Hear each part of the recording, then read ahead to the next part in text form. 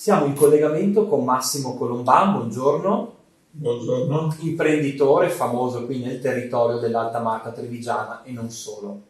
Con lei vogliamo parlare di questa situazione soprattutto dal punto di vista degli imprenditori. Ecco, lei come ha visto, come ha percepito questa pandemia, questa emergenza, proprio a livello umano, personale?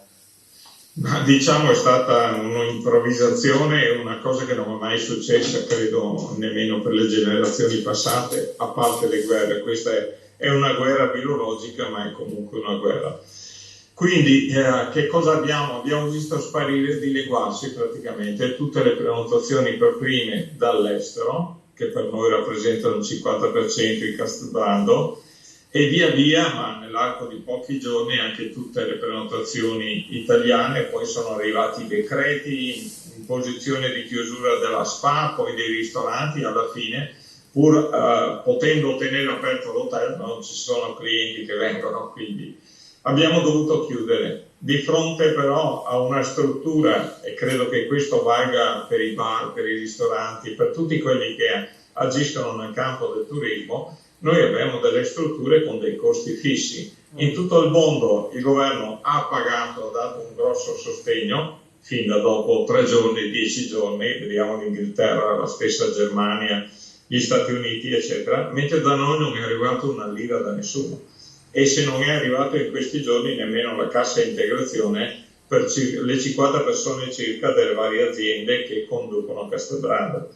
Quindi come la sto vivendo? La sto vivendo come un imprenditore attonito per quello che è successo, ma un po' incavolato per la, diciamo, incapacità governativa di gestire una problematica di questo tipo. Cioè il governo non capisce che 2/3 delle proprie entrate, cioè della sopravvivenza, delle pensioni, della sanità, eccetera, sono le imprese che lo pagano. Quindi se tu costringi le imprese a chiudere, almeno gli devi dare una parte dei costi fissi che comunque avranno. E questo non è successo, quindi noi ci troviamo, tutti gli altri stati danno il 25% del fatturato del 2019 come misura e danno un fondo perduto. Invece mi sembra che qui siamo quasi al ridicolo. Uno si deve indebitare, deve andare in banca a chiedere un ulteriore finanziamento per poter, diciamo, pagare i costi fissi. Questo è un assurdo, inutile che, cioè non, sono già troppo incazzato per poter esprimere, diciamo, la delusione per l'incapacità di governo, soprattutto del governo centrale. E lei se la immagina una ripresa? Come sarà la ripresa? E focalizziamola anche sul nostro territorio, su questo tipo di imprese che noi abbiamo. Ma diciamo, la ripresa bisogna, noi imprenditori siamo coraggiosi, speranzosi e quindi dobbiamo essere ottimisti per forza, per natura. Quindi la ripresa ci sarà, in che modo, in quanti tempi? Tutti i clienti estero che per noi rappresentano il 50% ci vorrà forse un anno, cominceranno dal 2021 ad arrivare in Italia. Lo spavento è enorme anche di tutto il pubblico mondiale.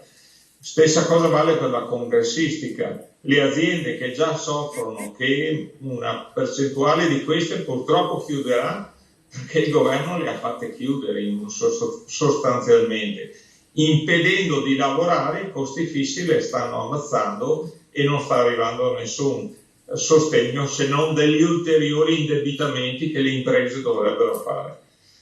E che cosa speriamo che succeda da giugno, luglio in poi? Che gradatamente ripartano i turisti italiani, ma qui ci vorrebbe una forte, diciamo, delle forti iniezioni da parte del governo centrale. Per esempio, l'IVA abbatterla al 4% per tutte le attività del turismo, fermare l'IMU, che è una tassa spaventosa nel nostro caso. I comuni dovrebbero, visto che una parte dell'IMU va nei comuni, dovrebbero rinunciare a quella parte per un anno o 2. Dovrebbero rinunciare almeno alla tassa di soggiorno. Lei pensi che noi abbiamo la tassa di soggiorno? Cioè un paesino come Cison. Io invito la sindaca a fare un ripensamento, poiché le risorse non sono illimitate. Se qualcuno spera che la gente butti soldi, un bel giorno chiuderanno le attività. Quindi... E come potremo essere di nuovo attrattivi come Italia, come nazione? Lei ha parlato di turismo straniero, estero prima. Come possiamo riappropriarci della nostra dimensione turistica? Riappropriarci ci vorranno anni, perché questa ammazzata è un problema di sicurezza delle popolazioni che si muovono.